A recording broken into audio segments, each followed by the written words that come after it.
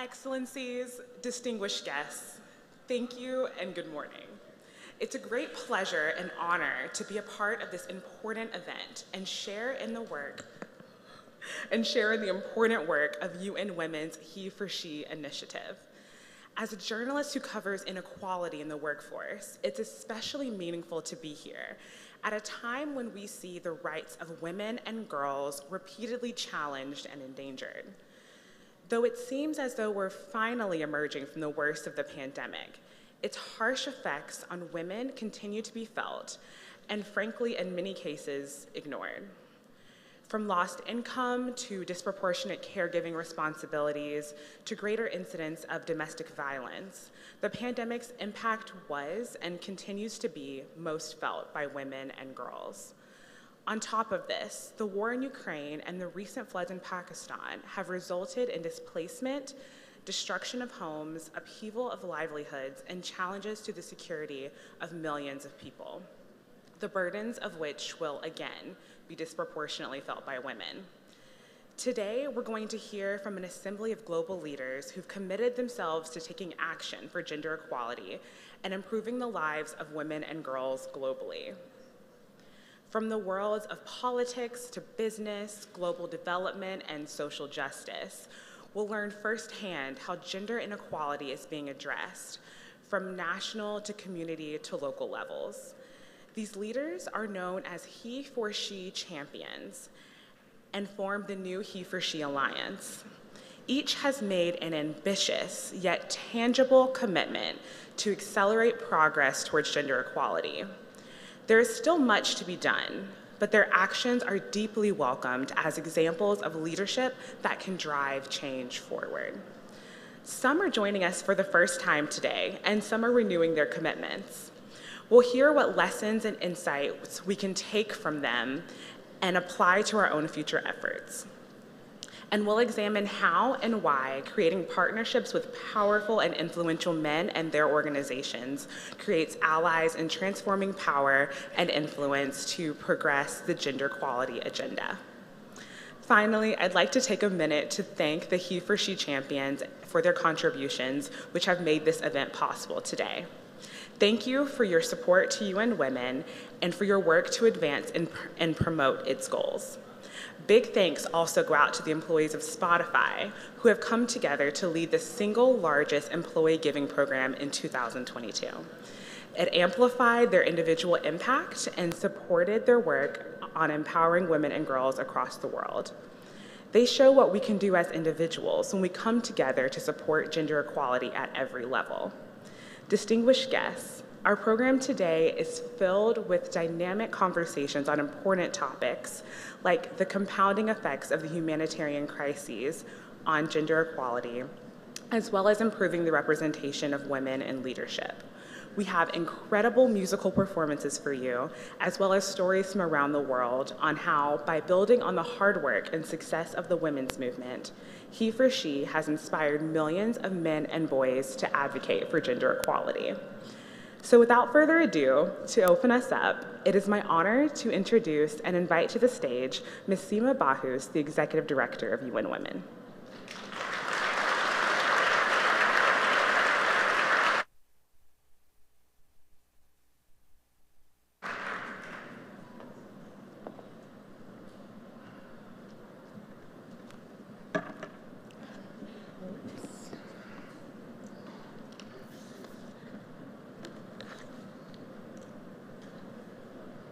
Good morning, everyone.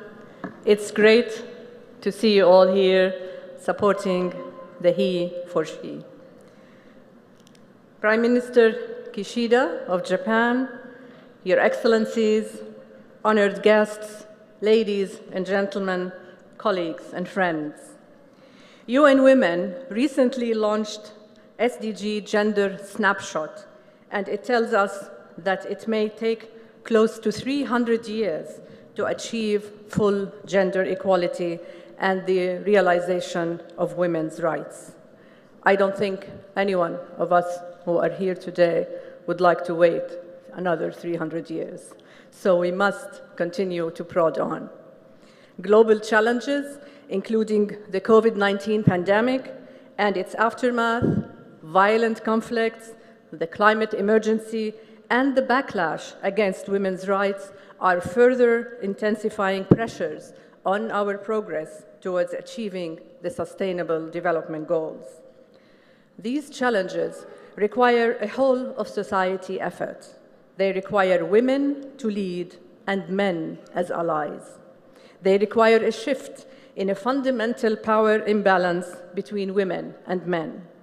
A more equal society is a more prosperous and a peaceful one, and that we know for sure. This summit offers an opportunity to recommit to concerted action on the obstacles that stubbornly block women's and girls' realization of their full legal, economic, and political equality. It is the moment to mobilize men's agency and responsibilities in the achievement of gender equality. This is one of the crucial strengths of the HeForShe movement, to recognize the allyship of men in support of women's empowerment. When men and boys recognize and acknowledge their privileges as males, it is a step towards acknowledging that women and girls face discrimination throughout their life cycle. Your Excellencies, I have 3 asks of men and boys around the world. 1, recognize the universality of what causes gender inequality. The pursuit of gender equality differs from one country to another, but the root causes of discrimination and inequality are the same across every society. Unfair gender roles, normalized violence, and the undermining of women and girls. In every country, changing this is the work we must do together. 2, challenge negative masculinities. This includes the pressure to display macho behaviors. We often see negative masculinity in the form of the violence that shows up in the streets, at home, at work, in schools, and in public spaces, as well as online. We need role models that demonstrate positive masculinities that showcase inclusive leadership and responsibilities. 3, take responsibility for sharing your platform. I ask you to be proactive in sharing the spaces that patriarchy has granted you so as to elevate and accelerate girls' and women's participation and leadership. I also ask of you to lead by example, to engage more men and boys, to be innovative in how you challenge the gender imbalance in your daily lives. Achieving full gender equality requires a profound shift in individual attitudes and behaviors, and it must include social progress for all groups in society. We must leave no one behind in our work. If we are able to do this together, we will have more peaceful, just, and sustainable societies. Together, as allies, we can make this a reality across every aspect of our daily lives. Let us act together now. I thank you.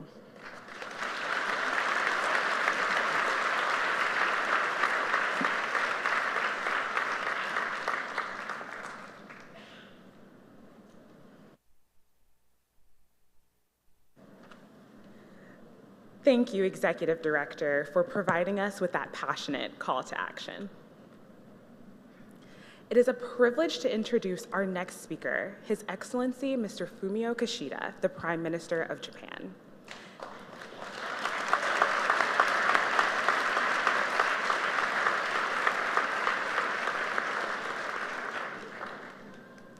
It is a particularly special occasion as Prime Minister Kishida joined HeForShe as a champion just this year, and we're honored and delighted to have the Prime Minister as part of the alliance.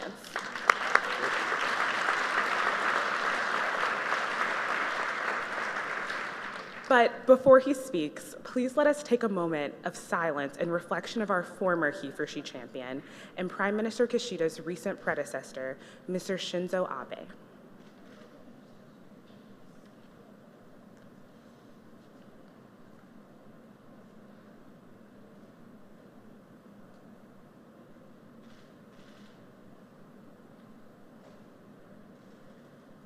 Thank you all.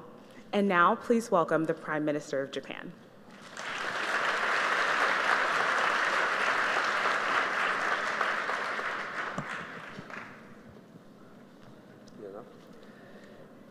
おはようございます。日本の総理大臣の岸田文雄です。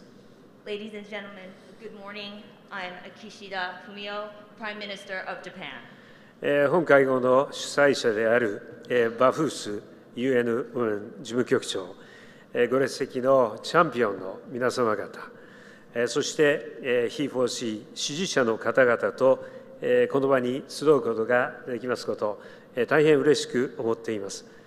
そしてHeForShe初代チャンピオンの安倍晋三元総理に続き第2期チャンピオンとして就任することを光栄に思っています。It is my great pleasure to be here today with all of you.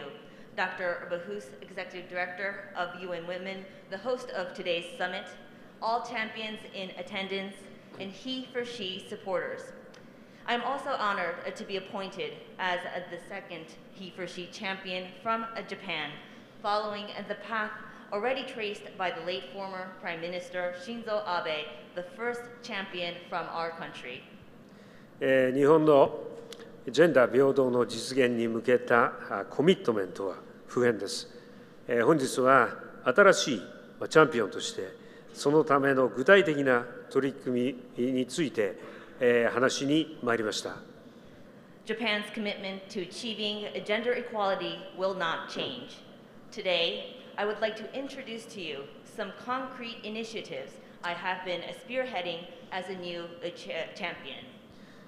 まず、未来を開く新しい資本主義です。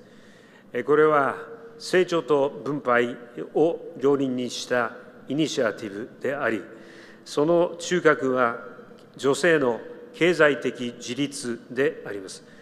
これは男女の賃金格差など、我が国の女性が直面している構造的な問題への対応、そしてすべての女性が自ら選んだ道を歩んでいくための重要な鍵です。First, I would like to touch upon my vision of a new form of capitalism, with a view to reviving the Japanese economy and opening up our future. This is an approach we have introduced under my initiative that is based on growth and distribution, with women's economic independence as its core. And we believe this approach is key to addressing the structural problems that women are facing in Japan, such as the wage gap between men and women, and enabling all women to choose their own paths in life. また、日本は官民挙げてジェンダー平等と女性のエンパワーメントに向けた取り組みを強化しており、本日、井出小葉久之リクルートホールディングス CEO が私と共にチャンピオンに就任したことはその証左です。Furthermore, Japan has been strengthening its efforts toward realizing gender equality and promoting women's empowerment, both in the public and private sectors.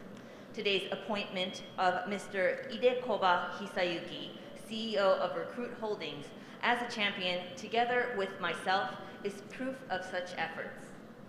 日本が、そして世界が変わるためには、我々男性も含めた全社会的な意識改革が必要です。男女すべての人が生きやすい社会を作るべく、日本はHeForSheの理念にのっとり、これまでさまざまな途上国支援を行ってきました。今後も UN Women との連携を一層強化し、誰一人取り残さない社会を作ることに貢献します。To change Japan and the world, we need to raise awareness of gender equality throughout our entire society, and that means including among us men. Japan has been supporting developing countries in line with the HeForShe concept to create a society where men, women, and all people can enjoy a life of opportunity. And we will further strengthen our partnership with UN Women and will contribute to creating a society in which no one is left behind. ウクライナをはじめ世界各地で女性や女児たちが紛争下の性的暴力という重大な人権侵害に直面しています。日本政府は紛争関連の性的暴力生存者のためのグローバル基金への貢献を続けており、今回さらに200万ユーロの追加拠出を実施いたしました。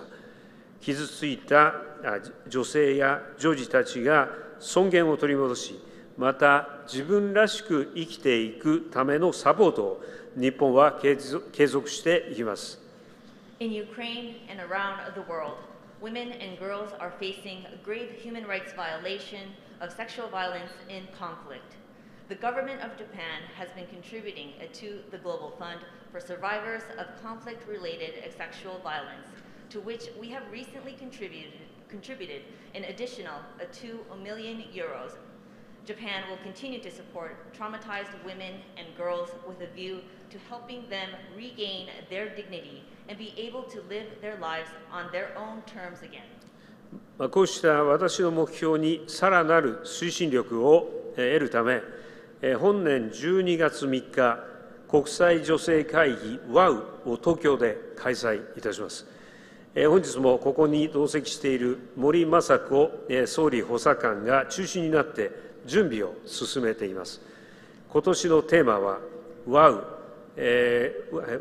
for Maintaining Gender into a New Form of Capitalism です。世界各国の人々と女性をはじめ多様性に配慮した新しい社会と経済に向けて活発に議論することを楽しみにしています。どうぞ皆さん、WOW に参加をしてください。In order to accelerate efforts to achieve these initiatives, on December 3rd of this year, we will host the World Assembly for Women, which is WOW for short, in Tokyo. My special advisor on women's empowerment, Ms. Mori Masako, who is also with us here today, is leading the preparatory work for this. The theme of WOW 2022 is WOW for mainstreaming gender into a new form of capitalism. We look forward to lively discussions with people worldwide toward creating a new society and economy that respect diversity and women. I look forward to your participation in this year's WOW. 来年、日本は G7 の議長国を務めます。また、国連安全保障理事会では、非常任理事国に就任します。引き続き、国際社会の責任ある一員として、さまざまな声に耳を傾けながら、ジェンダー平等に向け、力強く貢献していきたいと考えています。In 2023, Japan will assume the G7 presidency. We will also become a non-permanent member of the United Nations Security Council. As a responsible member of the international community, we will continue to listen to various voices of the international community and will make strong contributions toward realizing gender equality. ご清聴ありがとうございました。Thank you so much. Thank you very much.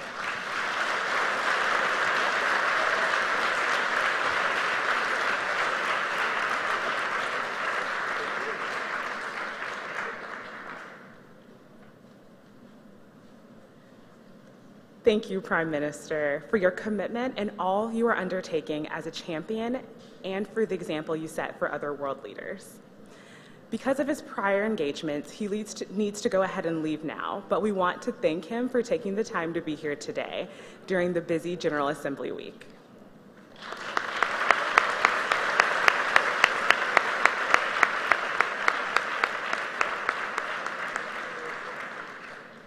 And now let's take a moment and revisit what brings us together today.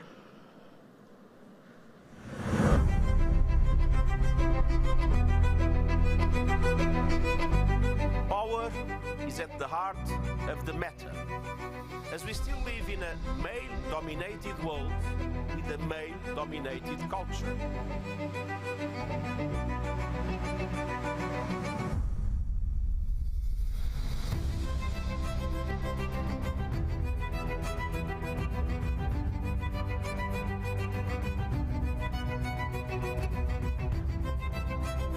want to end gender inequality.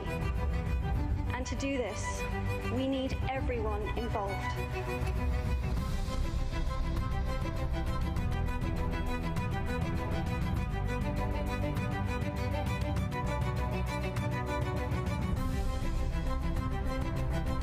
We men must play an active role in ensuring a more just world.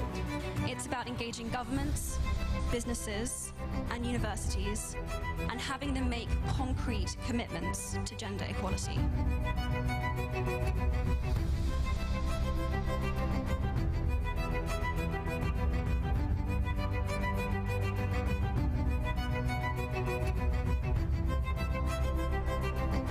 Why is it always women who have to break through the glass ceiling? Where are the men willing to throw boulders down through it? And so you do need men to partner in terms of undoing those injustices when you look at things like pay equality. Gender equality and gender equity make 100% business sense.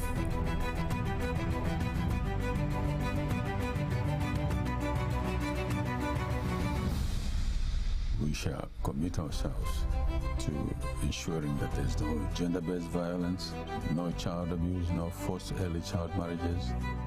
Men must also take a stand.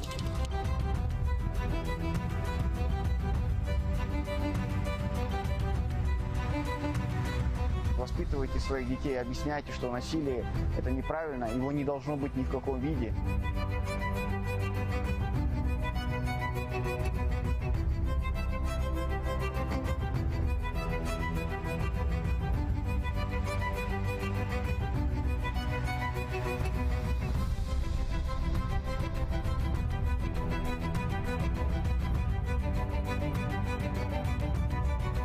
We have the opportunity to change something now. That's what HeForShe is about. Gender equality is good for everyone. Are you with us?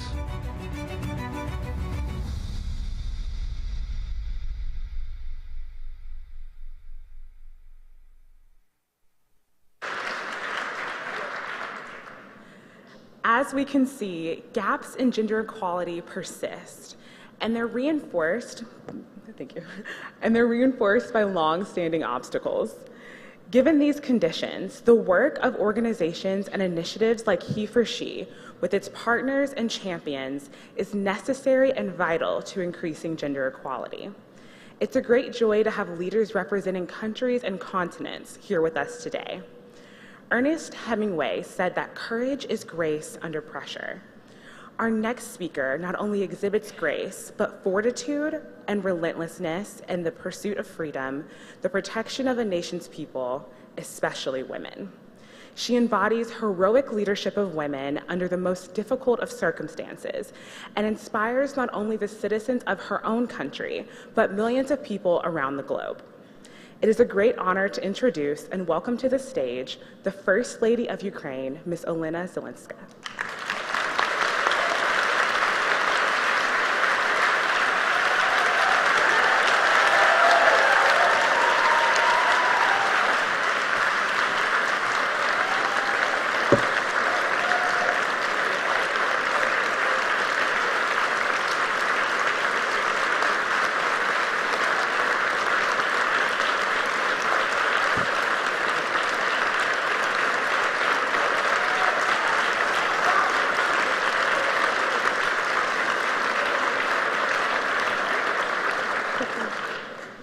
Thank you.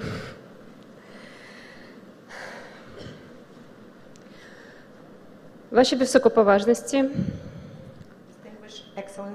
пані та панове, дорогі друзі. Ladies and gentlemen, dear friends. Для мене велика честь бути сьогодні тут і мати змогу поділитися своїми думками з приводу рівності чоловіків та жінок. For me, it's a great honor to be here today and have this opportunity to share with you my thoughts about the equality between men and women. На жаль, в 21 сторіччі ми все ще маємо говорити про рівні права для жінки і чоловіка. Unfortunately, still in the 21st century, we have to talk about the equal rights for men and women. Ми все ще маємо боротися за рівні можливості для людей незалежно від раси, політичних, релігійних та інших переконань, етнічного та соціального походження, майнового стану, місця проживання, національності.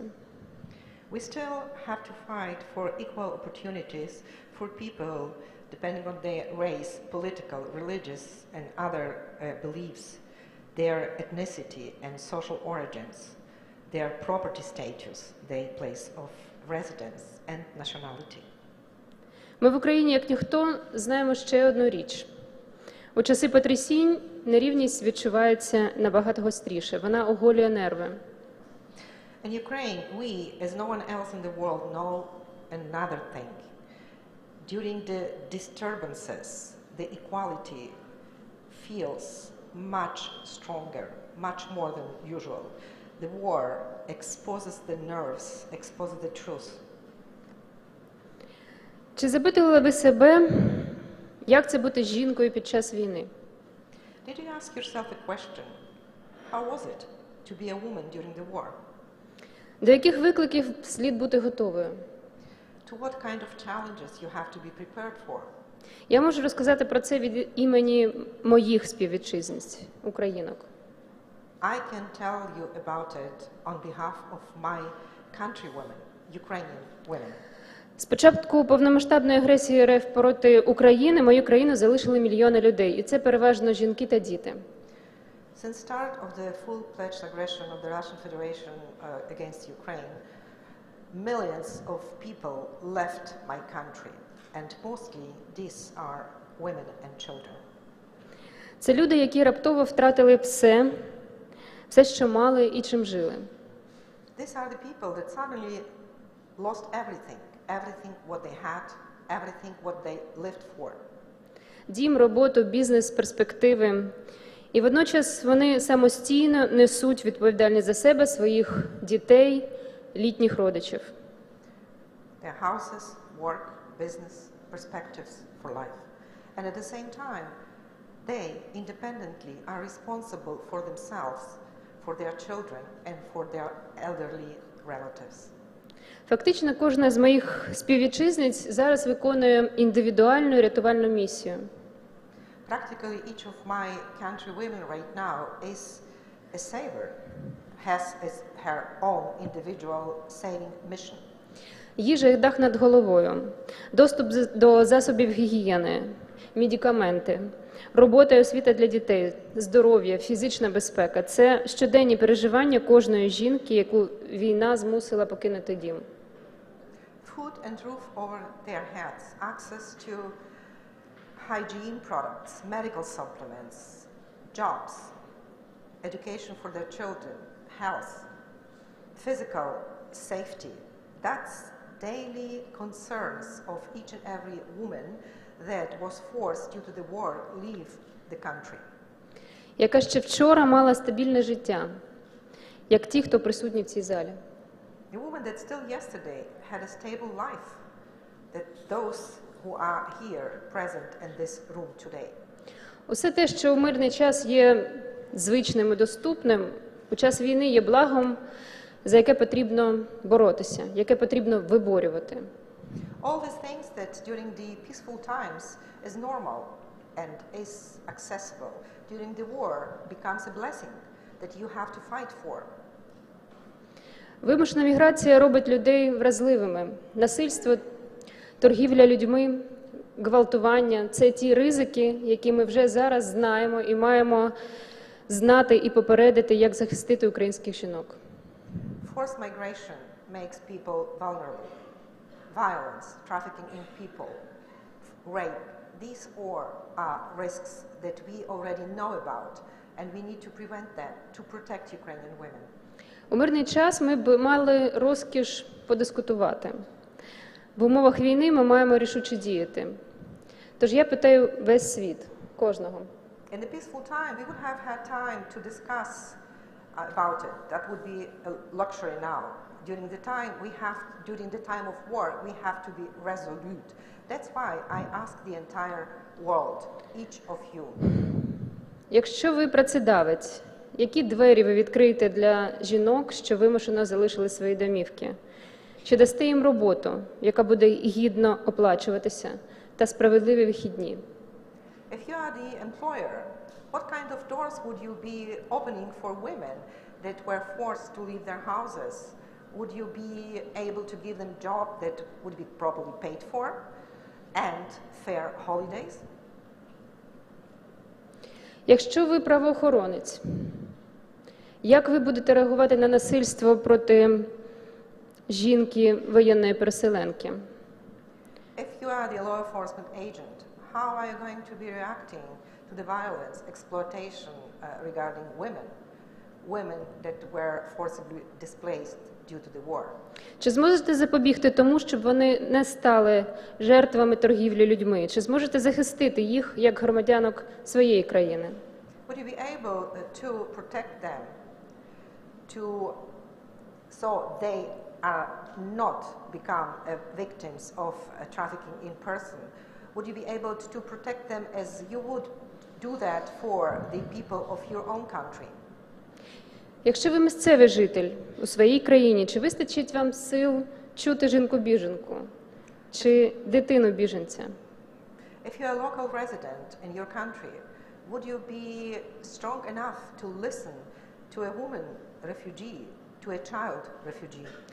Чи вистачить вашої емпатії і терплячості до того моменту, поки вони зможуть повернутися у мирну Україну? Would you have enough empathy and patience till that moment when they will be able to return to peaceful Ukraine? Ваша відповідь, навіть якщо ви її не озвучите, дуже важлива, бо вона саме про рівність тут і зараз. Your answer, even though if you wouldn't voice it now, it's very important because it is about the equality here and now. Про те, як ми слідуємо тим принципам, що самі декларуємо. That's about how we follow the principles that we ourselves declare. Я хотіла б жити в світі, де відмінності між людьми – це лише ознака різноманіття. I would like to live in the world where differences between people, it's only a sign of diversity. Я хотіла б жити у світі, де ініціатива HeForShe не потрібна. I would like to live in the world when the initiative HeForShe is not needed. Саме зараз люди в Україні виборюють такий світ. Exactly now, the people in Ukraine are fighting for such a world. Дякую вам за підтримку і давайте далі боротися пліч-опліч до перемоги. Дякую.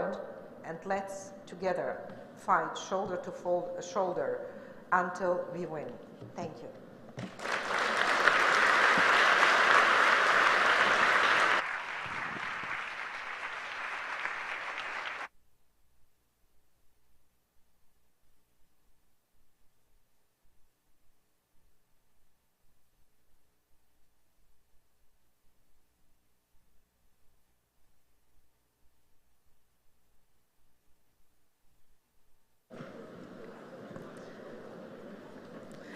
Thank you, First Lady, for your presence here today and for your inspiring words and your example. Your courage and tireless works on behalf of the Ukrainian people, especially the women and children, have inspired millions of us around the world. Thank you, and we appreciate you taking this moment to be here with us today during this very busy week. And now we will build on First Lady Zelenska's message by hearing from our first panel on the compounding effects of crisis on gender. Please welcome them to the stage.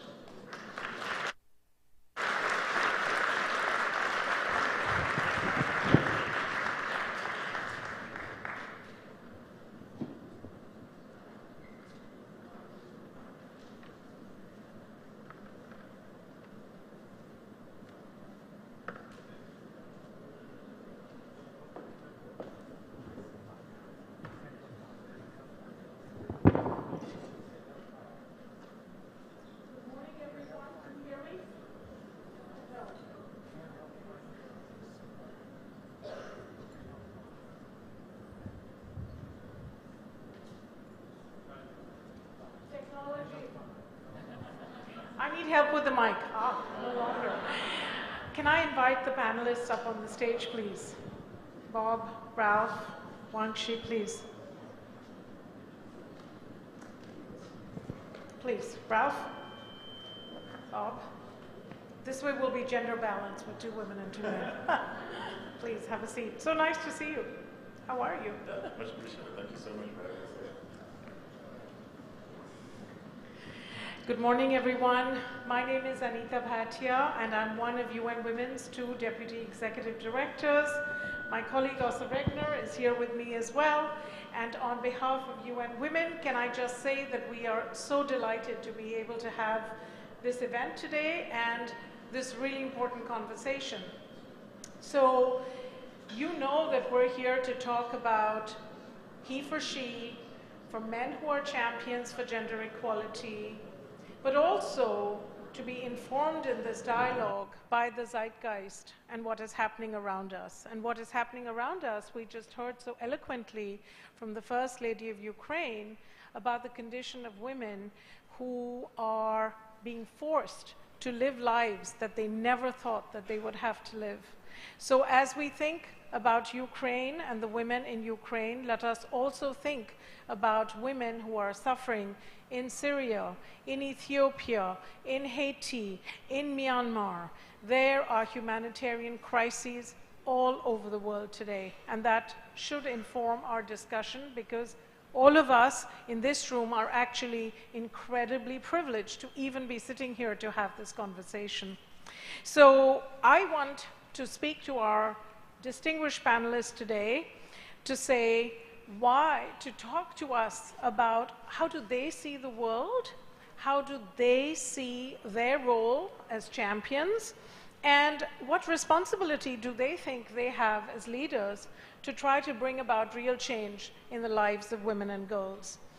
So I'm going to start with you, Ralph, and not just because you're immediately on my left, but Ralph is the CEO of the MTN Group, and I want to start by asking you a question, Ralph, about the fact that CEOs today don't worry just about profits. And you don't worry just about your shareholders, you worry about your stakeholders.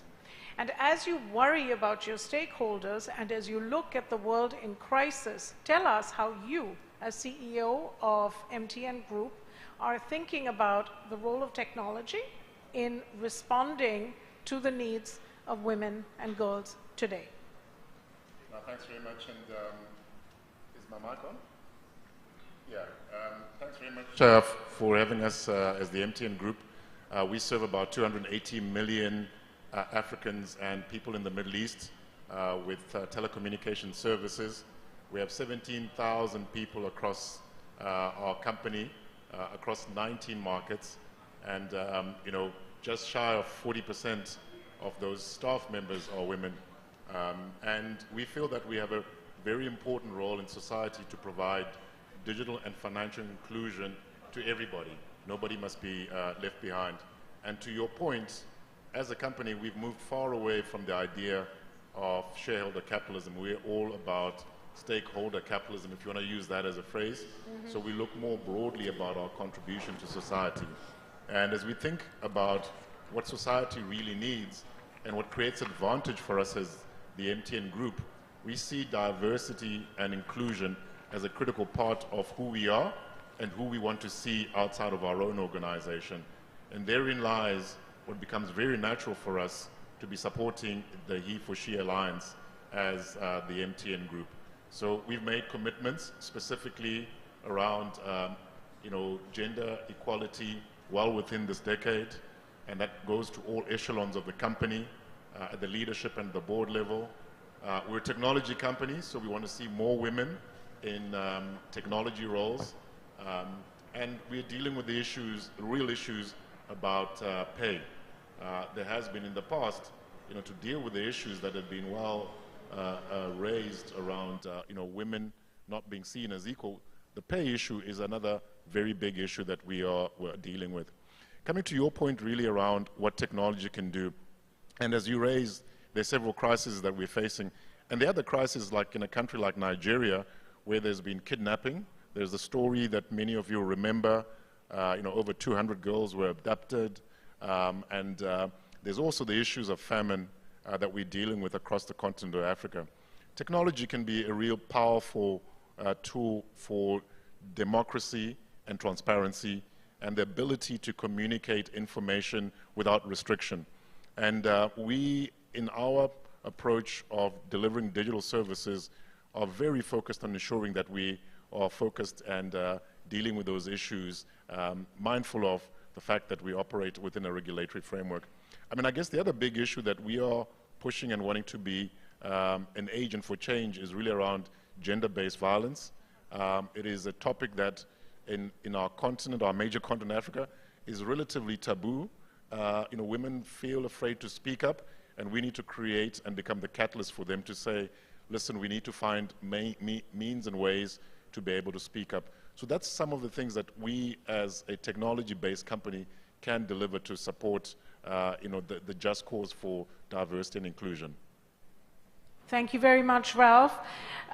Really interesting to hear you say that as a private company, you are taking on this issue of gender-based violence as well, because it's not something that companies usually like to discuss, acknowledge. Many people think of this as a private matter that has to be dealt with at the household level. So it's really great that you are willing to face not just issues that are within the company in which you can control, like pay gaps and recruitment processes and promotion processes, but also issues that are fundamental to the safety and security of women everywhere, which are issues like violence against women.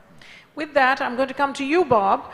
Bob is the global chairman of PwC and has a long-standing HeForShe champion. Great to have you with us again, Bob. And I want to ask you, I think you saw in PwC, as did many other CEOs, that the pandemic really changed women's view of work, and it really changed the amount of work women had to do, because suddenly the issue of unpaid care, which, by the way, all women know about because we live it, suddenly shot into the limelight as an issue of public policy, because so many women were forced to leave the labor force because they can't manage both work and home. How at PwC have you been how have you been impacted by this? How are you thinking about it, and what are you going to do to help solve it? Yeah, thanks, Anita, and good morning, everybody. And it's a pleasure to be here again as a long-standing founding member of HeForShe. It's an important cause, and we remain committed to that. As we step back and think about the environment, I'll first start with any crisis. It could be in the Ukraine, it could be COVID. Our philosophy from a framework perspective is first the safety of our people, then the economic certainty that they need in terms of job security, job opportunity, pay, and the like, and within that, the benefits that are needed to actually deal with the crisis at hand. So there was a tremendous shift probably in the first 6 months or so that went to two major themes. One was the amount of coaching, care, and additional support to deal with family care more broadly. That could be children, that could be home life, that could be parents, grandparents, whatever definition of family care was extremely important. So additional benefits were brought in that regard. The second thing was, and I want to go where Ralph went, in the COVID world, more people at home, more stress. The issue of abuse, any type of abuse, became more prevailing and possible. And as a result, we also had to have interventions on a worldwide basis to bring that awareness to the table and make sure that our people in PwC had the opportunity to manage that issue and get the help that they needed, whenever it was, however it was. And so do you that actually talked about violence at similar PwC? to Ralph, you had to do it within PwC and for the communities in which we're involved in. So it wasn't just a community issue, it was a PwC issue. And I'm going to argue we're 335,000 people around the world. We're a symptom of society. We're a symbol of society. We have all the issues that society has. And we had to acknowledge that from a primary ownership perspective to think about sort of our people. The other thing that we did focus on is to make sure that women were not disadvantaged during this time in terms of recruitment, promotion, pay, and the like. And this is where data is so important. At PwC, we actually don't have an issue recruiting women. We actually recruit 50-ish% women into the organization. It's actually the promotions And the senior promotions, that's the challenge. So our actions can't be broad brushed. They have to be very specific to the challenge you're trying to take on. And that's a really important factor. And the last thing I'll say, Anita, when you think about the ESG agenda, the stakeholder capital agenda, you can't just sit there and worry about your own company. You have to think about what can my company do for society at large.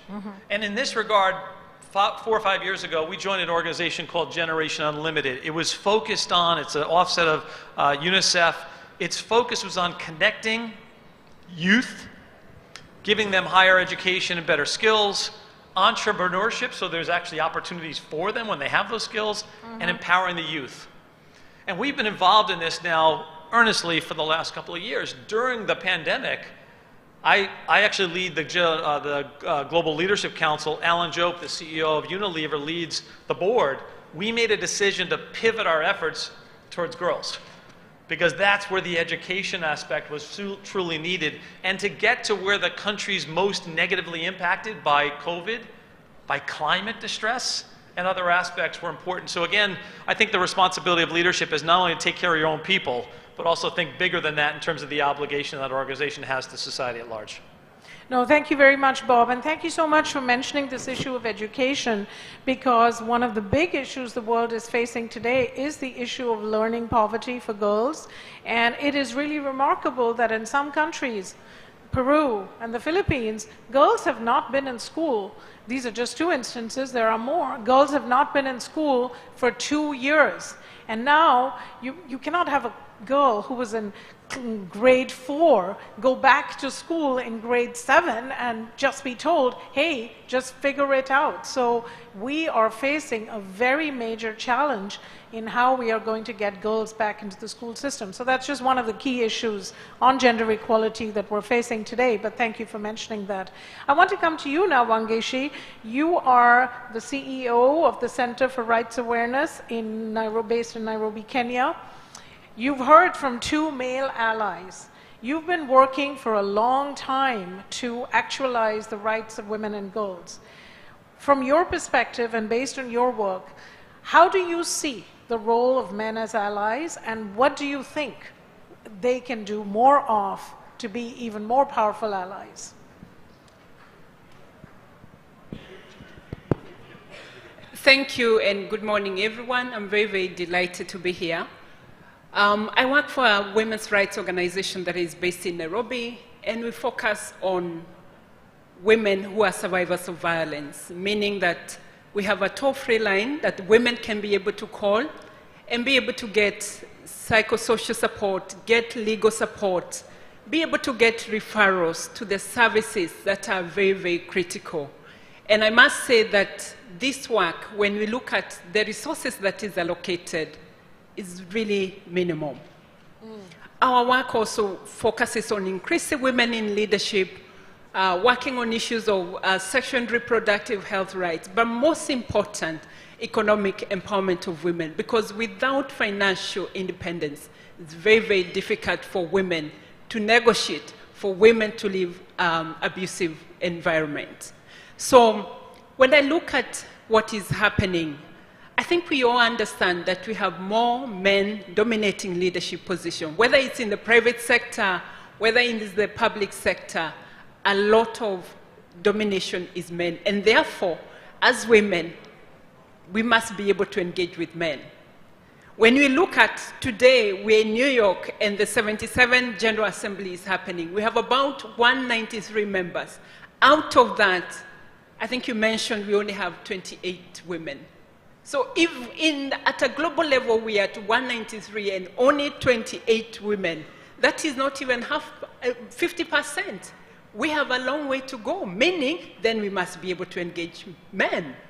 And then when you look at the recent World Economic Report, it will take 132 years for us to get to where we call gender parity. Can the women and the girls in the world, do they have 132 years? Do we in this room have 132 years? I doubt we have that kind of timeline. So time is up.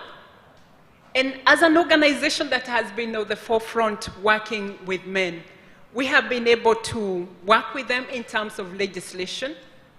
And some of the legislation that working with men as alliance, at our National Assembly, women make only 21%, meaning issues that are seen to be sensitive because they are women issues, because it's around domestic violence, they're not going to be supported when it is brought to the assembly by women. So as a strategy, what we have done is really be able to work with men who are members of parliament to see how can they be able to bring this to parliament. And once they are the face of this legislation, they are able to confront any backlash, they are able to confront any limitations that are going to be put out there, and they are able to support. And I have good examples. The Prevention on Domestic Violence was brought into Parliament in 1964, just after independence. And because our Parliament for a long time was dominated by men, in 2022, in 2012, we engaged men to be the carriers of the bill. And within less than 6 months, the bill had passed. Never mind the amount of time it took. The female genital mutilation legislation, again, it took the face of a man to be able to carry it to Parliament and to be able to go with it so that then it can be to be passed. At a community level where we work very closely with men. And for us, it's very, very critical. Because if there is a survivor who will need help, then there is a champion who can be able to refer them to any of the services. It's about engaging men and boys, engaging fathers, so that he can be able to make a decision that my daughter is going to go to school and I'm not going to receive two goats in exchange of my daughter getting married. You know, making such decisions so that this girl can be able to go back to school. If she's pregnant and comes back home, that the father can be able to make a decision and say, this young girl, well, she is pregnant. She will deliver the child, but she has an opportunity to go back to school. That is the kind of engagement that we're doing with the boys. That is the engagement we are doing with the men. That is the engagement we are doing with the fathers. We are engaging the religious institution. Again, another critical institution because it's dominated by men. So working with them to ensure that if a survivor comes in, if a woman who is going through violence, then can be able to be supported. I love these practical examples. I love these practical examples of how men can really be allies, whether it's legislation, changing attitudes, making sure daughters are going back to school. That's exactly what we need. I want to close us out, but before we do that, I want to come to you, each of you, and I'm going to ask you, if there's one action that you had to say that all these potential HeForShe champions in the audience could do, what would that be, Bob? Very quickly, it's respectful, intrusive activism to make the change that you just described, and use the data as the basis for the decisions you made. There's plenty of data, there's plenty of analysis, the facts make this clear. We were at dinner last night, 193 countries in the world, only 12, right? 12. 28. No, 12 have the rights where women have equal rights to men by law. Yes. That's a fact. That's embarrassing and stupidity at its best. Yes. Thank you very much, Bob. Well said.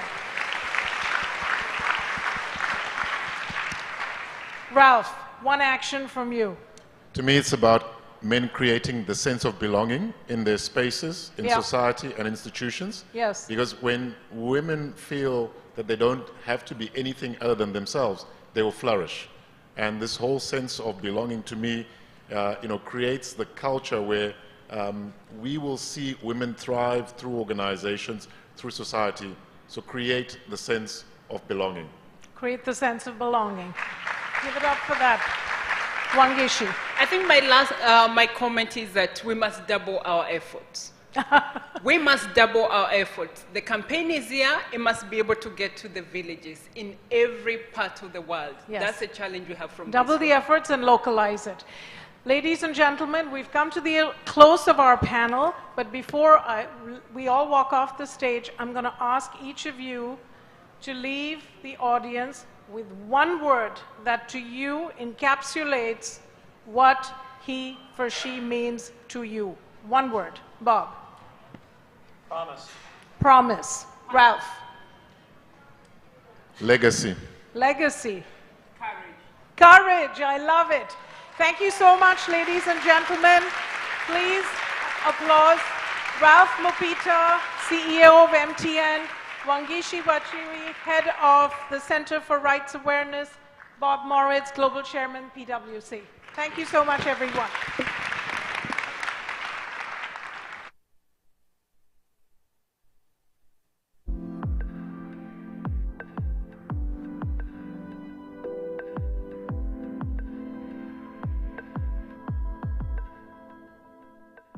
Hello, I'm Nick Reed, CEO of Vodafone Group.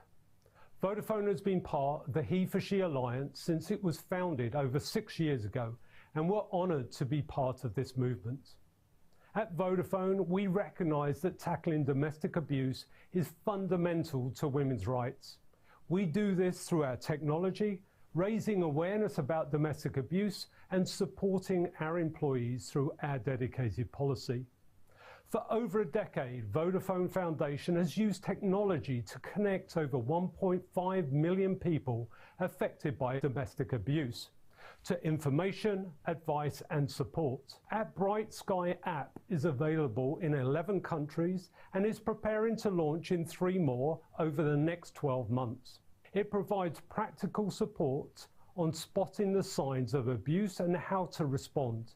It uses location data to help users find their nearest support services. Bright Sky is for survivors and anyone concerned about their family, friends or colleagues. We also continuously shine a light on domestic abuse through our research and awareness campaigns. This summer, Vodafone Foundation reached over 10 million women through our It's Not Nothing global social media campaign to raise awareness of coercive control.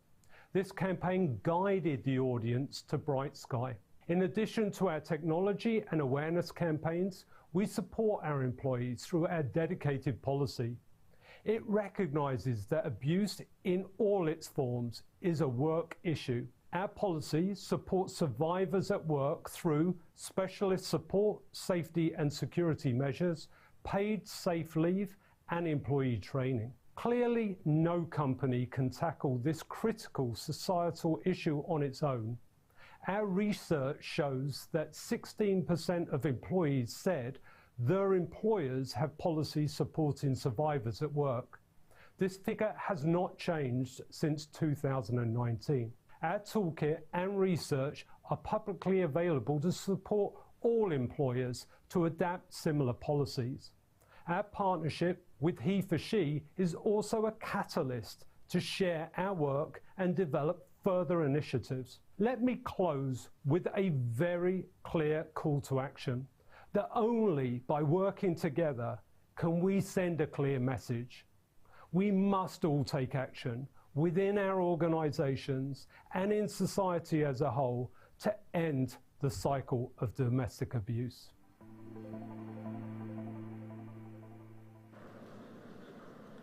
Thank you to each of our panelists for leading such a critical discussion, and thank you to Vodafone for leading the world and setting an example for others to follow in supporting victims of domestic violence. From the experiences and insights we've just heard, it's apparent that viewing crises like war, famine, and climate change through a monolithic lens ignores how these events affect women in different ways, and how often the special needs of women and those they care for require a gender focus to ensure that their needs are met. Before introducing our next speakers, I'm delighted to bring to the stage a group of performers who will sing a song especially created and written for UN Women and at its launch in 2011. Please join me in welcoming the Broadway singers performing One Woman.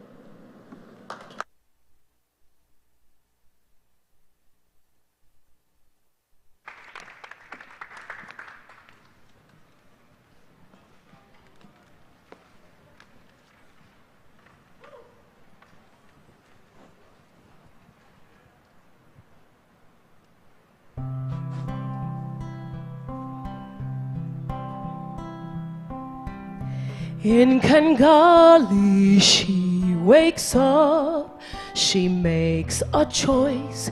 In Hanoi, Nepal, Ramallah, and Tangier, she takes a breath, lifts up her voice in Lahore, La Paz, Kampala, though she's half a world away. Something in me wants to say, we are one woman. You cry and I hear you. We are one woman. You hurt and I hurt too. We are one woman. Your hopes are mine, and we shall shine. In water she speaks the truth. She reaches out and teaches others how to. In Jaipur, she gives her name. She lives without shame. In Manila, Salta and Poo. Though we're different as can be, we're connected, she with me. We are one woman. Your courage keeps me strong. We are one woman. You sing, I sing along. We are one woman. Your dreams are mine, and we shall shine. We shall shine. And one man he hears her voice, one man he finds her fight. Day by day he lets go the old ways, one woman at a time.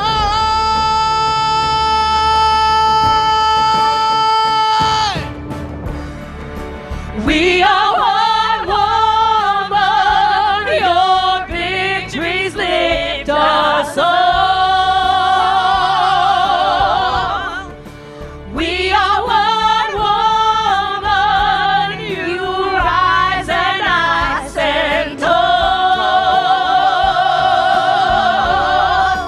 We are one woman. Your world is mine, and we shall shine. Shine, shine, shine.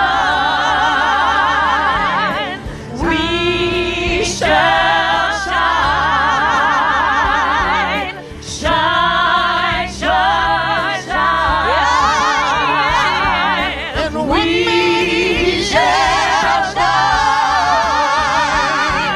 Shine, shine, shine. We shall shine. Shine, shine, shine.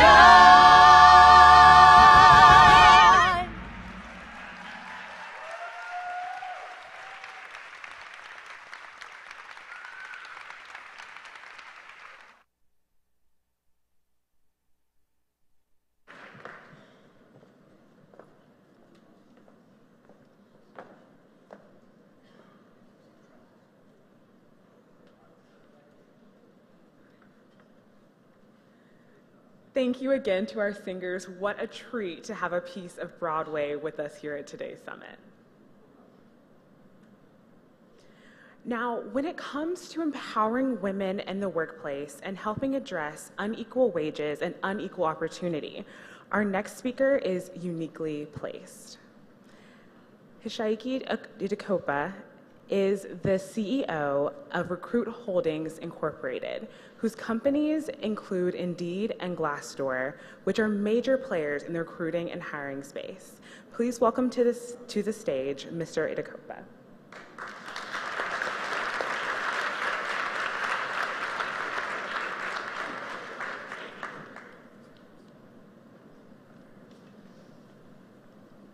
Good morning. I'm really, thank you, honored to be here today to join the HeForShe community as a corporate champion and to offer Recruit Group's support for this groundbreaking global initiatives.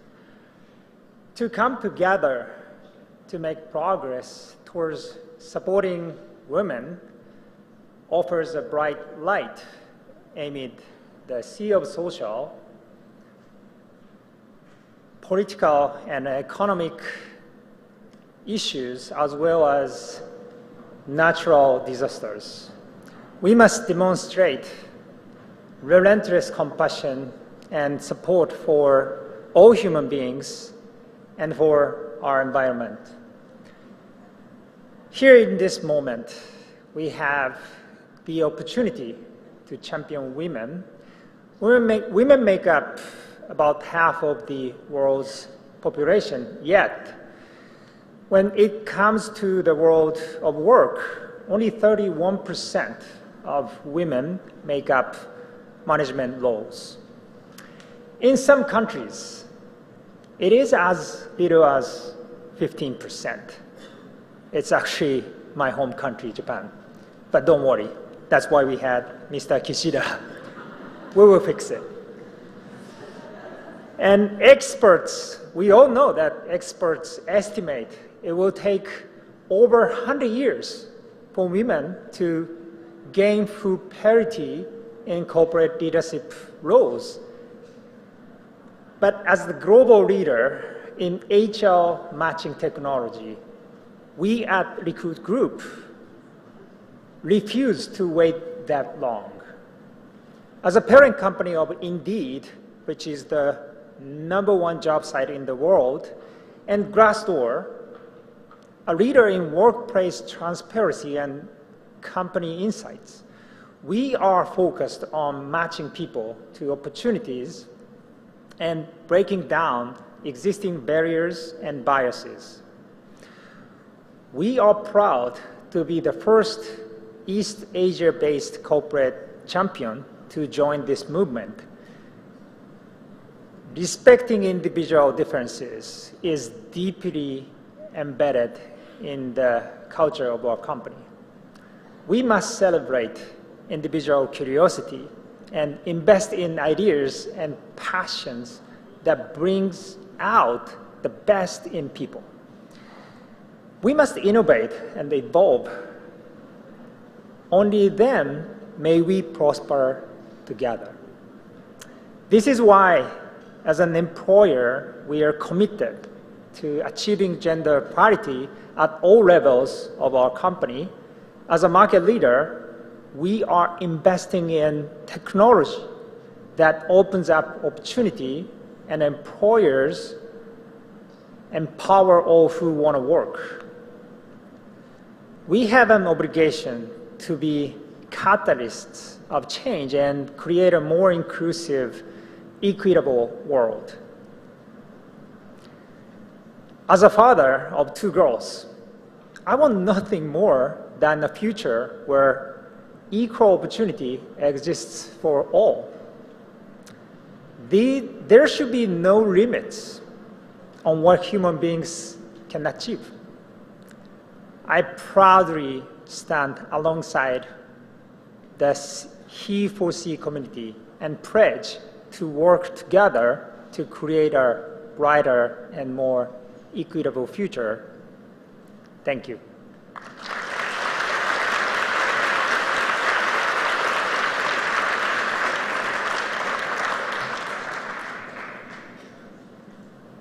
Thank you, Mr. Dakopa, for your remarks and for your commitment to gender equality.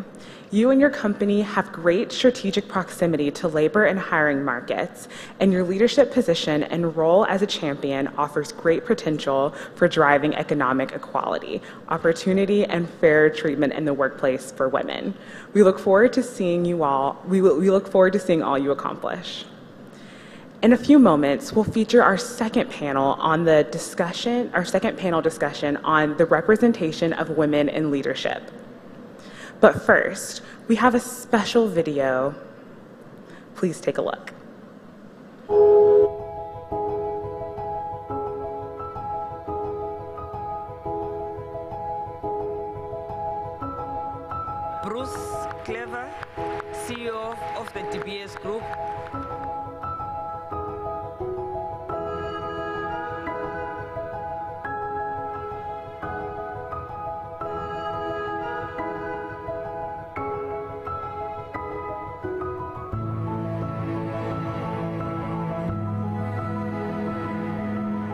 WOME program is part of our global partnership to work together to design a program that's focused on female micro-entrepreneurs who largely operate in the informal sector.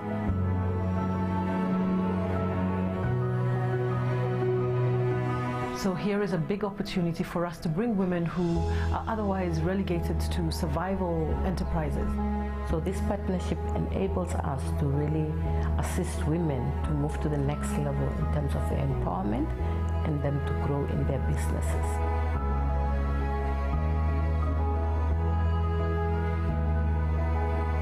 Our women project, I learn a lot of things. I develop key skills on management, do competition with your competitors, how you keep your book, how you market your business. There's a lot of things which I'm doing. I know our women polish me in a different shape, and then they make my business shining. The reason we do this is, of course, clear. We know from the research that women entrepreneurs are more likely than male entrepreneurs to reinvest the proceeds of their businesses, not only in their businesses, but also in their communities. Our vision at De Beers is to accelerate economic inclusion and support diverse voices. So working with UN Women has been a perfect platform to allow us to do both. It's been a great opportunity to learn from UN Women, but also learn from all the other participants in the network.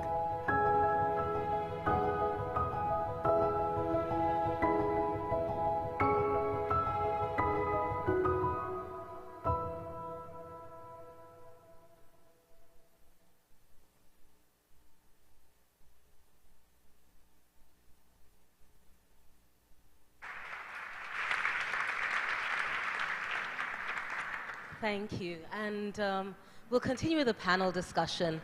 My name is Sando Giambo, and I'm the Executive Director of the UN Global Compact. Really great to have you all here. I have an exciting panel, and I'm just going to challenge them to really see how we can infuse a sense of urgency into everything that we do. None of us is going to be here in 100 years plus, no matter how many vitamins and supplements and how long we're running every day. So let's see if in 20 minutes we can bring some sense of urgency to solving some of these big challenges. I'd love to welcome up my panel, and I'll start with a dear colleague, HeForShe Regner. She's the Deputy Executive Director of Policy, Programs, Civil Society, and Intergovernmental Support at UN Women. HeForShe also happened to be a former Minister of Gender, Children and Elderly in Sweden. My second panelist, another dear friend, Ilian Mihov. He's the Dean of INSEAD, renowned business school. He's been recognized as a leader in all the work he does in business management, and also got a HeForShe Leader Award from Singapore. And my third panelist is C. Vijaya Kumar, the CEO and Managing Director of HCL Technologies, a leading global firm. And I have been asked to call him CVK after this, so I hope you're comfortable with that. Great. So, dear panelists, we have just about 20 minutes, but a great discussion to have. And I'd like to just kick off and sort of re-emphasize a tone and set a context. We've heard from the champions before about the fantastic work that they're doing in different parts of the world to advance women's leadership and women's equality. But again, let's paint the picture. We've also heard that about women hold 8% of leadership positions in Fortune 500 companies. It's a well-known statistic also that it's going to take 151 years to close this gender economic gap. According to WEF, the share of women in leadership roles has seen a steady increase from 33% in 2016 to 37% in 2022, but we know that's not enough. Women are also not hired in equal rates across industries. I think we just heard Ralph of MTN speak about the telecommunications industry. I also happened to be in telco before and really saw that it took a lot of effort to get women engineers out there and really get into the workplace. So I really want to talk about what we're doing as business leaders and academic leaders to drive this forward. So I'd like to start with you, CVK, first. And as a representative of the business community, heading and leading a successful company, I know you've been highlighted as a top CEO, a disruptive CEO as well. Keen to know why it's important for you to take urgent action on gender equality? And what do you see you can disrupt, since you have been named as a disruptive leader as well? Over to you. Yeah, thank you for the opportunity to join all of you today and share some insights. Based on my own experience, both personal and professional experience, I think gender equality is a game changer. It's an absolute game changer, and every one of you have to truly experience it in your own lives, in your own organizations. I want to just share some data which I found was very, very compelling in the call for action to get the urgency around this topic. A few data points just to kind of help set this whole message in a much more compelling way. A Harvard Business Review study revealed that women score higher than men in 17 of the 19 traits considered desirable as a leader. Right. So that's a amazing statistics.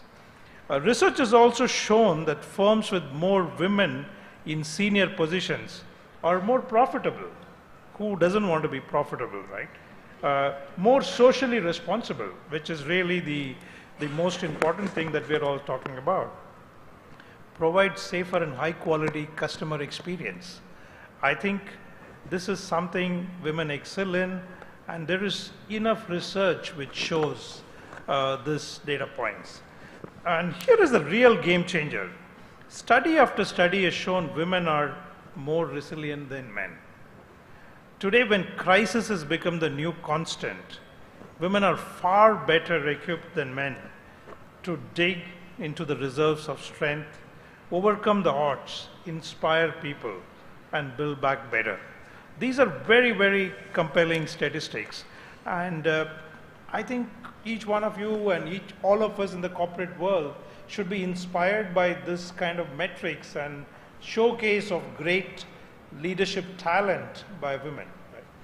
Now, as organizations, when you're looking at various things, we tend to get very quantitative in how we approach this. I think it's very important. People track number of women leaders, number of women in the organization, but I think a more pragmatic approach will be to have quantitative metrics which are multidimensional, and also have a number of qualitative metrics in your own organization. Quantitative metrics are not just limited to the percentage of women, the ratio, gender ratio in your organization, but it goes much deeper. You need to look at women and gender ratios in different roles in the company, right? Today we have a multi-generational workforce. You need to look at gender ratios across different generations. So are these gender ratios that you have in place in your company right now? Yes, of course. We have Gen Z, Gen X, millennials, baby boomers, and even people who are older than the baby boomer generation, right? They're all part of our workforce. And today we hire, we have a program, global apprenticeship program, it's called TechBees, where we hire 12th graders and then we train them for 1 year and really make them very capable technology coders, software coders. Right. So I think one initiative that we've taken is all the entry-level hires, we will be more than gender balanced. We'll have more women than men when people enter the workforce. Because in the country, in India, a lot of women drop out of workforce after 4 or 5 years of very, very good careers due to their own preferences, family circumstances, and other pressures. Now, we need to induct much more women than men to start with, so to kind of build it. And we so do everything CBK, I'll stop you at that one because I think you have a great innovative point that I want Ilhan to take on over there, because you talked about bringing 12th graders into the workplace. And I think part of the things that we always talk about is when it really is the right time in an institution to start tackling the issue of gender and gender equality and in the workplace as well. So allow me to interrupt you there because I think it's a perfect segue into the question I'm going to ask Ilhan, which we debate for a long time. We work together on an initiative called PRIME, the Principles for Responsible Management Education. And Ilhan, you know, one of the long-standing questions is, when is it the right time in management education and in management as a whole and education to really start tackling the issue of gender and equal representation in institutions? I know you've done some incredible things and taken some bold moves in INSEAD, but share with us, why is this important, especially in academia? And is it too late at the tertiary level? What do we need to do? To answer this question, yes, it's too late. But before continuing, I want to thank UN Women for creating this initiative, because I really think that it helps us organize and think what we can do. There are a lot of things that we know work and we can do, but doing it alone or trying to figure out exactly how to do it is very difficult. So thank you very much. It's really a privilege to be here. Also, I want to say that I'm a professor. I'm very passionate about this topic, and I'm a man, so I may speak too much, so please stop me, just give me at some point a sign. So I think that first, it is too late. In fact, I'm engaged with a woman who was speaking about 7-8 years ago here in the UN, Leslie Adwin. Leslie is a very famous filmmaker, and she created this NGO called Think Equal. And her main argument is, well, she looked at sexual violence against women and all kinds of horrible stories, and she realized that actually the men who are doing this are not psychopaths, they're not crazies, they're ones that were taught that this is actually normal, this is okay to do these things.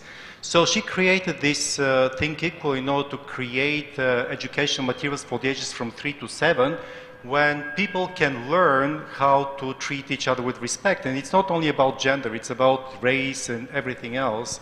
So I think that it is too late, but it doesn't mean that we should not do a lot. And I think that we can do a lot of things. The most difficult thing that we know is the biases that all of us have, and they have been building up over ages, and we have them, each one of us have these biases, and sometimes we think, no, I'm fine, I care about these things, but if you want, come to INSEAD, we'll test you. We actually created a case, virtual reality cases, with, I think at the first business school with virtual reality cases, where you're sitting in the boardroom and you're observing the CEO, observing other board members, listening to the discussion, obviously, you in the movie, and then you have a discussion, what do you think about the CEO? And the class starts discussion, but they didn't know that half of the class was watching the video with a man and the other half with a woman. And the difference in the characteristics that they give to the CEO is mind-boggling. And these are people that I think that are well-educated, they care, they worry about these things. So my personal experience, and I know that now you'll give me a sign to stop, but my personal experience is that we actually, we all of us sometimes see these biases manifesting themselves when we want to do good, not necessarily when we are, I hope that nobody here resorts to domestic violence and so on. You still want to do good, but you have the bias. So my story is that about 5 years ago, I was appointing dean of faculty. So the dean of faculty is the most difficult job in a business school or in academic institution, because the dean, goes to stages, talks about things, drinks champagne and so on. But the dean of faculty has to go and deal with 160 faculty members who, some of them have tenure, can be very aggressive. So I was thinking, I had this very, brilliant colleague, a woman, excellent researcher. Many of you have read her books, published tons of papers. She is an excellent teacher, best teacher awards, everything, tick, tick, tick. I was a dean of faculty in 2011-12, and it was just miserable, because people will come and tell to your face, you're an idiot. How can you say these things? How can you do these things? And you cannot do anything. Johan, I am going to cut you short, but I know where the story is going. So I'm just going to ask you one simple question. This is the challenge that he wants to tell you.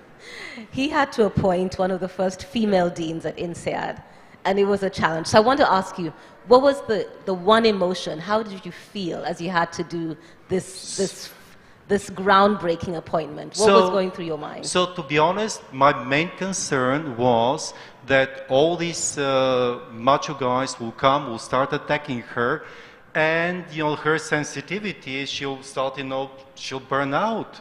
And it was not because I was thinking, will she be capable? I had no doubt that she'll be capable to do with the administrative work. I appointed her, and she was by far the best dean of faculty that this school has had in 3 years that were the most difficult years for a dean of faculty. So going back and looking, why was I so uncertain about this and what did I do to help me appoint her?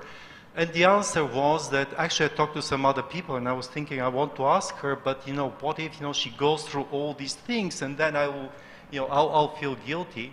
So again, I was hoping to do good, but at the end of the day, your biases come in the way. So I think to accelerate where we are, HeForShe must be much more present in many countries, in many organizations, and we have to talk about these things because that's the only way that 132 years may become hopefully 30 years or maybe less than 30 years. Well, thank you. And I think you've also highlighted the importance of allyship and the ability to have people to talk to and just let them know that you're facing these challenges at the same time. So I'll come to you, Ursa, and I think, from your past and current experience, we've talked a lot about policies and what policies can do and how they can shape workplaces and frameworks and decision making, but at the same time more powerful things such as bias and emotion might really stand in the way. But my question to you is, what can business leaders do better or different with governments when it comes to policies and advocacy, and where do you see a way in which we can ignite a sense of urgency in this interaction between public and private sector? Well, thank you so much, Sanda, for that question, and thank you for your concrete examples. I think that's what we need, and also that self-reflection that you spoke about. I want to talk about power, because that's what we are actually dealing with here. And we know that women in many, many countries, for example, outperform men academically. And they're doing that on higher and higher levels, even up to PhD right now. But still, men keep their power in the private sector, in politics. And sometimes I'm so impressed by that capacity to actually, hold those women back. I travel all over the world and I see these brilliant, well-organized, thought-through, empathetic, hard-working women with high education or with low education, but still, who runs the country, who runs the business? All men.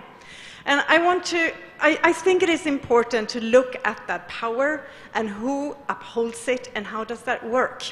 And I think that in addition to a lot that we heard today, we really have to deconstruct and see that power. How is it actually, how do we uphold it? And most of all, to be honest, the men who benefit from those systems.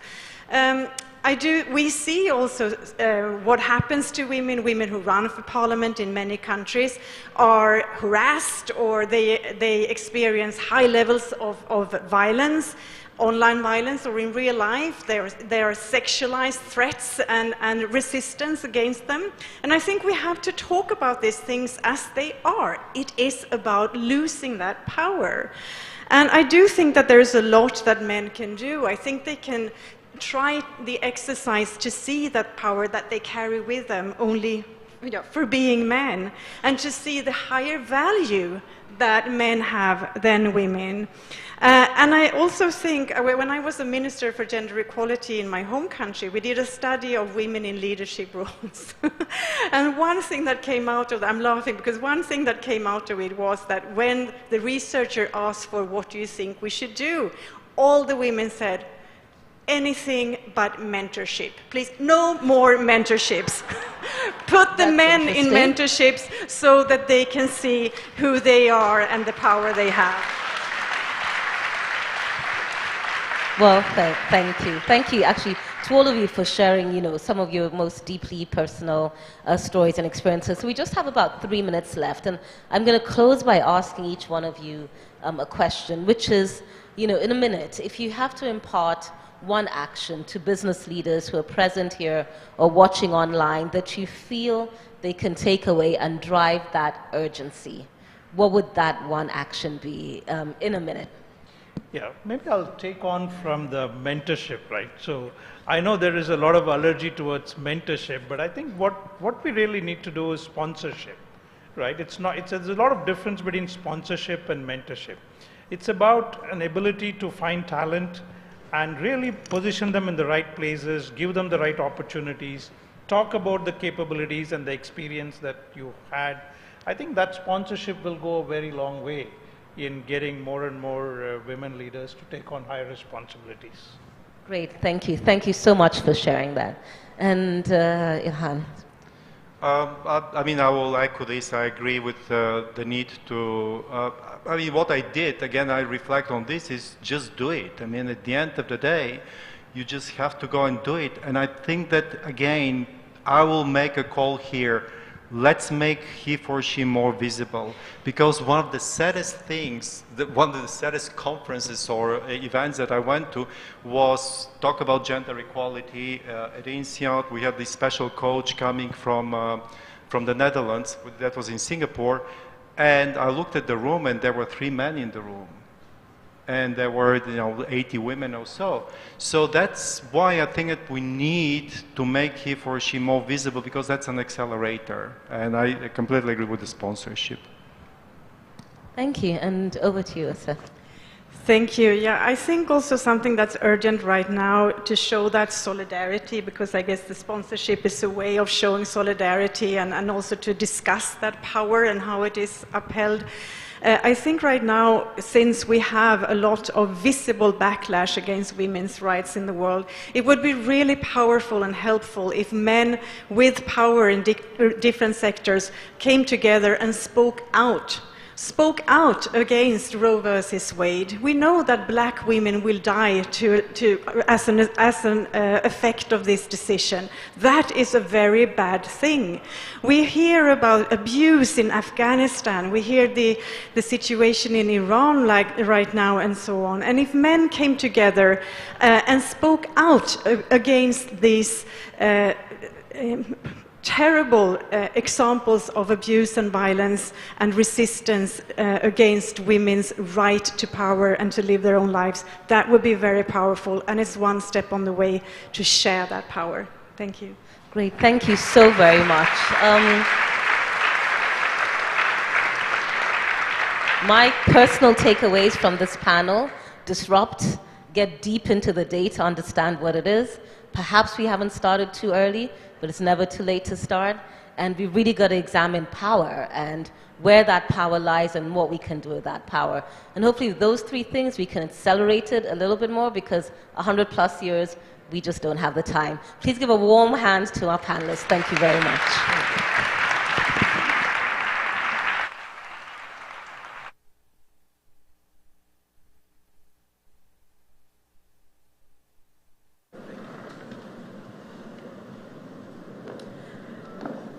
Thank you, Assistant Secretary General, and to each of our distinguished panelists.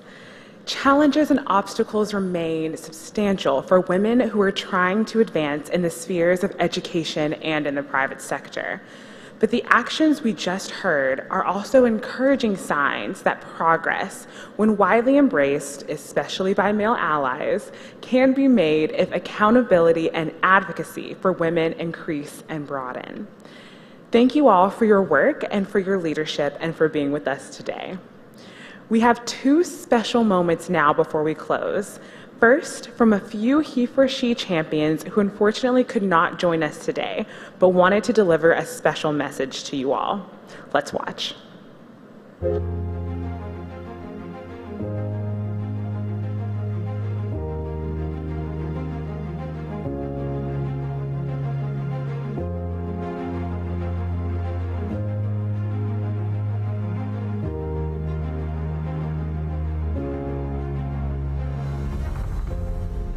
To me means a lot. It means to make sure that I, stick by the standards of being an ally at all possible times. And I set an example. I set an example for the management team. I set an example for those around me. I believe that the first step in becoming a true champion of gender equality is to deeply understand and empathize with the challenges that women face in the workplace.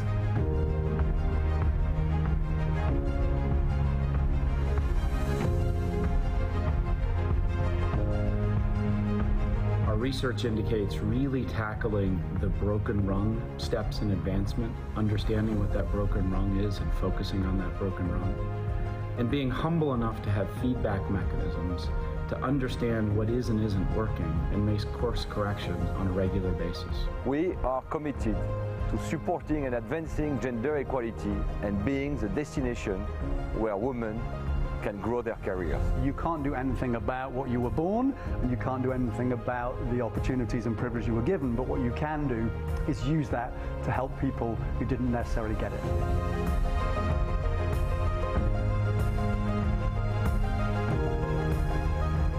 Gender equality is a collective obligation. It is not optional.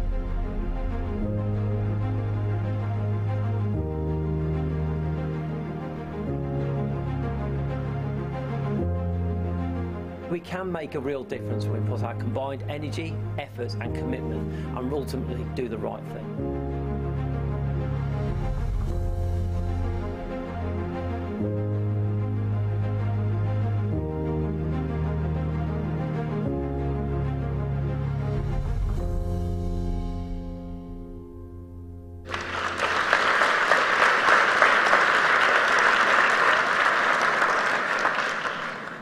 Thank you to all of our champions for your contributions as valuable members of the HeForShe Alliance, your commitments to accountable action, and for encouraging other men as allies in advancing the cause of gender equality.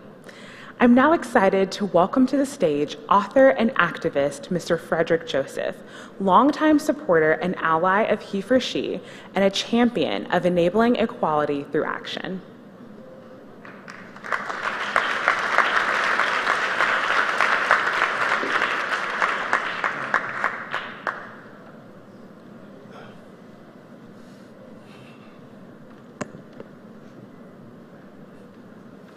Your Excellencies, Executive Director of UN Women, and distinguished guests, it is my honor to be here with you all today on behalf of HeForShe, whether that's in person or with us via live feed.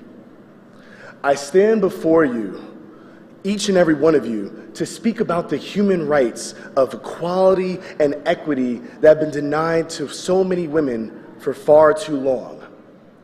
Women around the world who are no different than my mother, who was told she was too ambitious. No different than my grandmother, who was told she was too intelligent.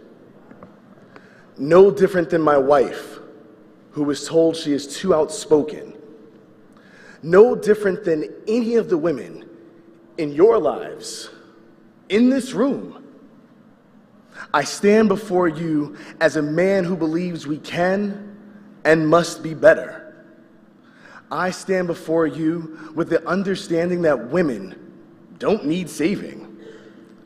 They have been and continue to be their own heroes. At one point or another, every woman in the world has been their own knight in shining armor. Rather than a savior, women need men such as you and such as me to no longer be obstacles. Obstacles which manifest in the way of sexism, misogyny, transphobia, toxic masculinity, violence, and unrightfully limiting bodily autonomy. These obstacles not only hold women back, they are the anchor that keeps our entire society from sailing towards progress. A cage that limits the potential of all humanity. But when considering these obstacles, I'm fueled by one simple truth. The patriarchy in all its forms has moments in which it begins, and if we have the collective courage to do and create moments in which it ends, we can make a change. Those moments, they can start and should start right now. We must have the courage to hold ourselves accountable, to do what is right, not what is popular. To rewrite narratives such as boys will be boys. To stand up when men think catcalling is their right. To use the privilege to speak up in instances of wage gaps, glass ceilings, mansplaining, rape culture, guilting mothers, false gender roles, body shaming, and any other obstacles that our heroes face. It's not enough to help lift the weight of oppression from the shoulders of women. We must stand alongside them and take a sledgehammer to every single form of oppression. Because as long as the weight of oppression exists, we may all be crushed by it, even when men cannot see so. Men from all walks of life in every sector of endeavor must breathe new words and new spirit into words such as allyship. It's okay if you're not holding a sledgehammer before this. Pick it up now. Pick the sledgehammer up tomorrow. Pick the sledgehammer up the day after that. It's not about where you start, it's that you begin. Take that sledgehammer to every single obstacle that has been set in front of women. Because the worst thing we can do during a crisis of morality is do nothing. I know none of us can accept that. The time is now for the gravity of women's rights to pull all men into action. I know we'll all do that. Thank you.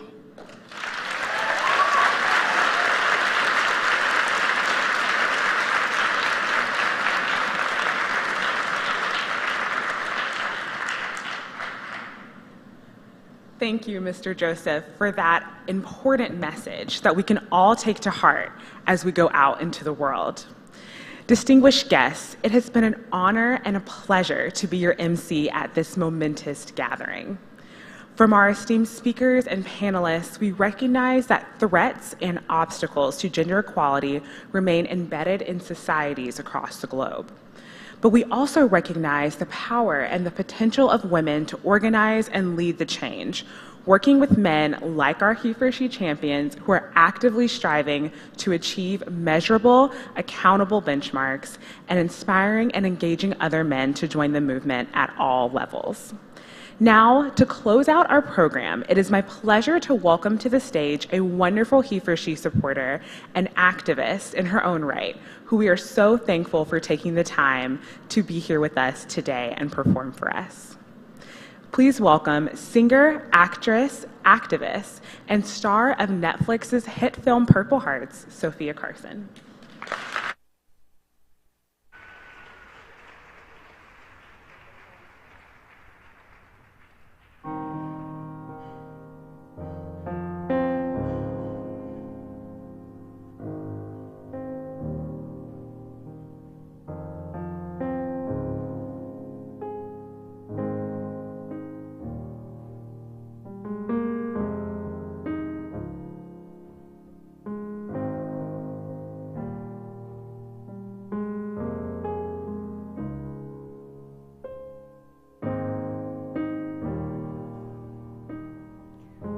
I am so honored to be here with all of you. Thank you so much, UN Women, for celebrating and amplifying the voices of the greatest force in the world, women. In a room brimming with leaders and change makers, today we come together as one, men and women, he for she, to change the world together. And as we women stand before you with our heads held high, fighting for our rights, with fearless and hopeful hearts, I dedicate this song to you. May we make a promise to ourselves to raise our voices louder than ever. This song is for you.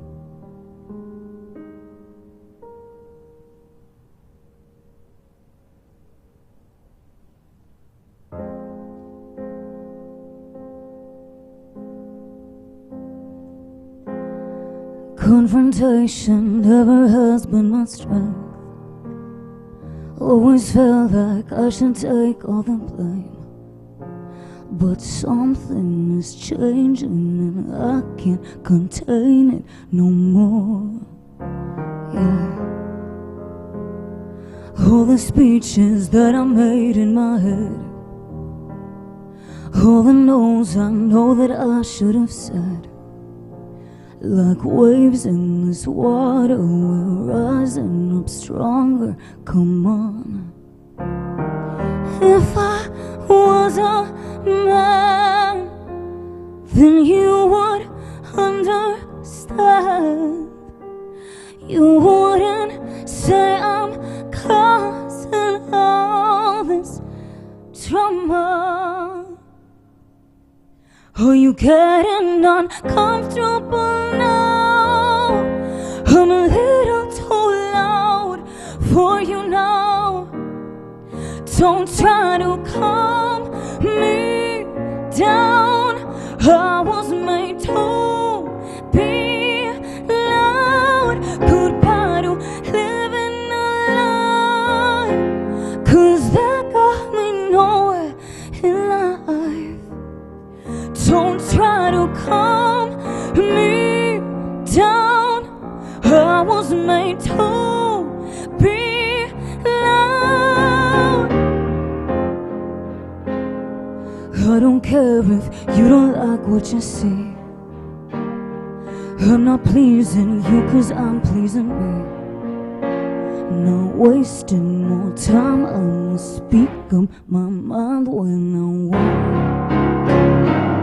If I was a man, then you would understand.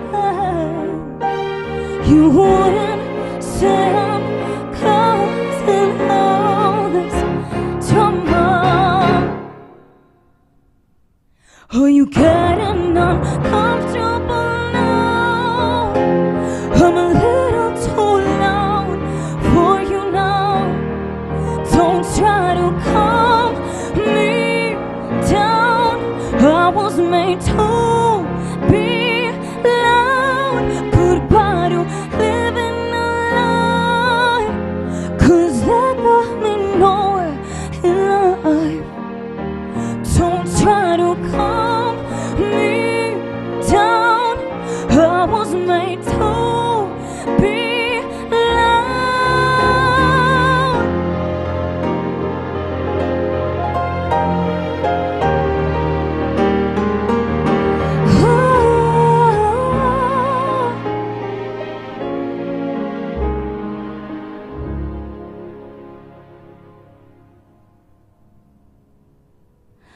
Are you getting uncomfortable now? Am I a little too loud for you now? Well, don't try to calm me down.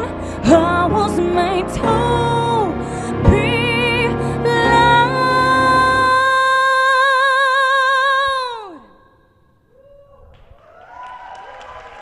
Thank you so much.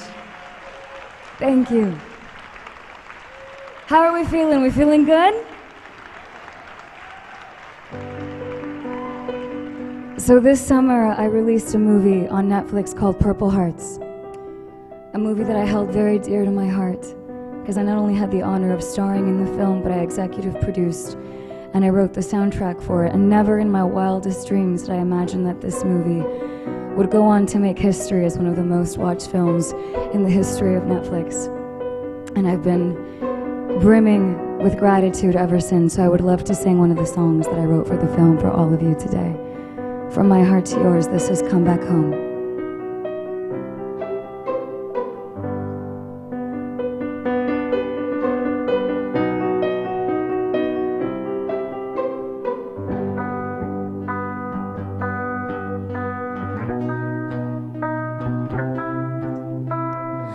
We're drowning in our eyes, don't know what we'll find.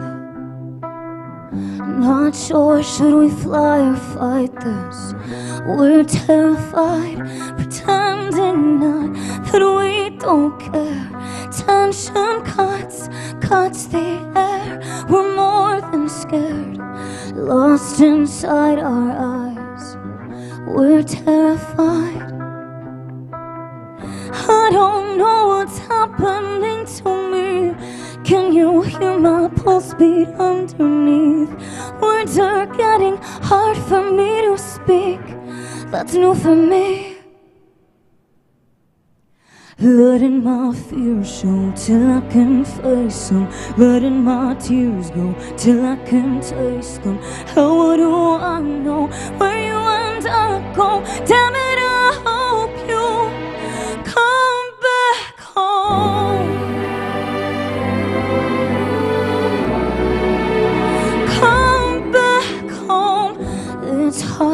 sleep at night when it's do or die. While our world spins round and round and we're paralyzed, pretending not that we don't care. Tension cuts the air. We're more than scared, lost inside our eyes. We're terrified. Letting my fears show till I can face them. Letting my tears go till I can taste them. How do I know where you and I go? Damn it, I hope you come back home.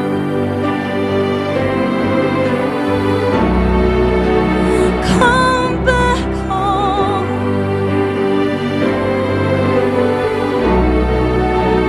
Come back home. I don't know what's happening to me. Can you hear my pulse beat underneath? Words are getting hard for me to speak. It's not for me. Letting my fears show, letting my tears go. How do I know where you and I go? Damn it, I hope. Letting my fears show, letting my tears go. How do I know where you and I go? Damn it, I hope you come back home.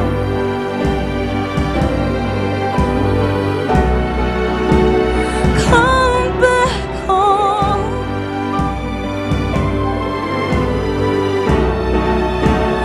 Come back home. Thank you so much. Thank you so much for having me. It was an honor. Thank you, UN Women and HeForShe. My heart is yours. Until next time.